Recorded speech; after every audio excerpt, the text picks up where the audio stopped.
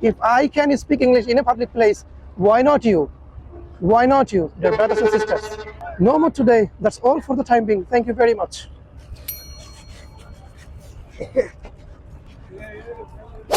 যারা আমার ভিডিও দেখেন ডেমরা থেকে নতুন একটা জায়গা পেয়েছি, I have noticed a new place. You can come here in order to roam around and visit the place.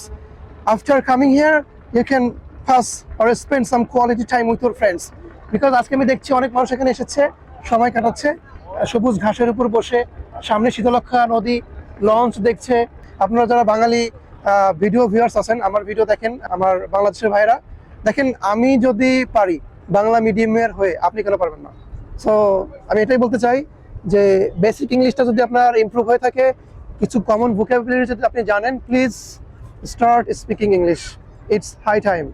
It's time to speak English. It's time to build up your confidence. There is a brother who asked me, ভাই আপনি কি blog করছেন? Have you made any vlog video or any videos like a vlogger? I have responded, I have replied to him, no brother, I am teaching English. Brother, how are you teaching English in a public place? Then I told him, I replied to him, actually I am inspiring my audience, my dear wonderful video viewers and enthusiastic listeners, that how I speak English in a public place.